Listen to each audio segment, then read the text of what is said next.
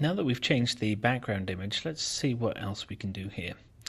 Now we want to modify some content, so I'm going to lock out all of the background layers. Let's take a look at the team section again. Let's take a look at some of this content here.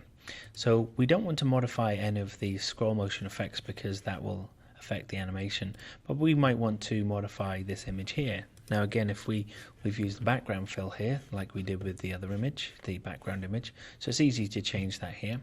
We can change the links for the social media icons by clicking on them. Click the little blue arrow here, that opens up.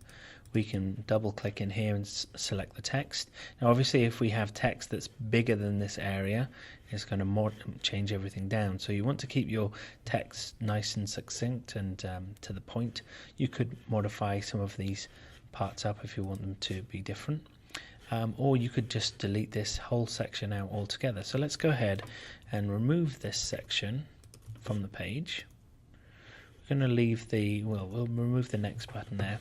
And if you've installed the diff library, you'll see that we have included lots of different content elements that have been used on the page. We've turned them into library items to make it straightforward for you to just drag and drop new content in. So we're going to take this content panel and we're going to drag that onto the page and move it in place. Now you'll notice that we've already applied the content scroll to this panel, and so therefore everything is all ready to go, and this animation will match the rest of the animation. We can click into the content and we can modify this image here. We're using background fill again, so we can change that image out. We want to change this button to where it goes next. So currently we're in the team section, so the next section would be contact, so we're going to choose the contact section from here so that it goes on to the next section when it's clicked. And we could also change the wrap, for example, on this image. So let's go to the wrap panel here and let's change it to right aligned. We'll change that to 0 and we'll choose the right alignment there. So we've swapped that image around.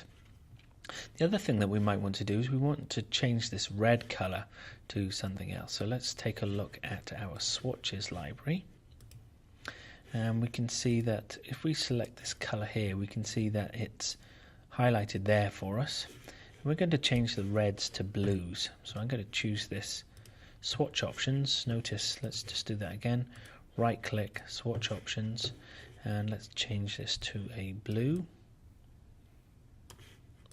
And it's going to run through the site now, and anywhere that there was that red, it's going to be blue. Let's do the same for this. Swatch options. Let's go to the blue here. And then lastly this one, swatch options. Take that up to the blue as well.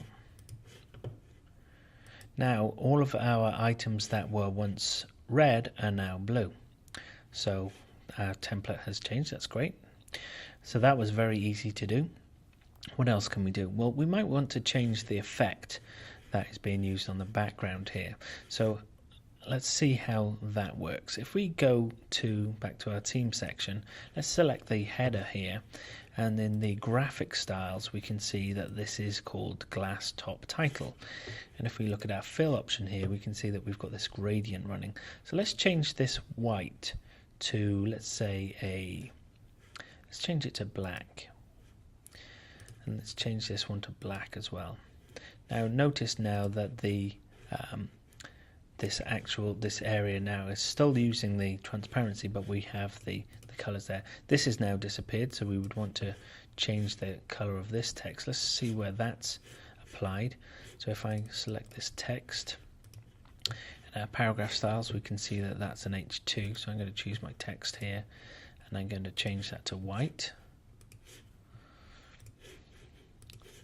And we can see that we've actually, because we've updated, if we update this now, if I redefine the style, we can see that all of the different sections have now turned to white. So I'm going to redefine the style on this graphic style. So we get the little plus button that tells us we need to redefine it. I'm going to redefine that as well. Now we'll see that all of the sections that are using that style have been updated.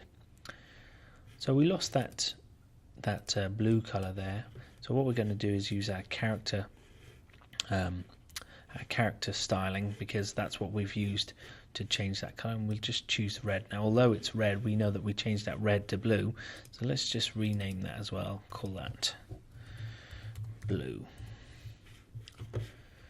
So now we've been able to modify that style, we've changed the background image, and we've added some content, and it's quickly now changing into the way that we want it to look.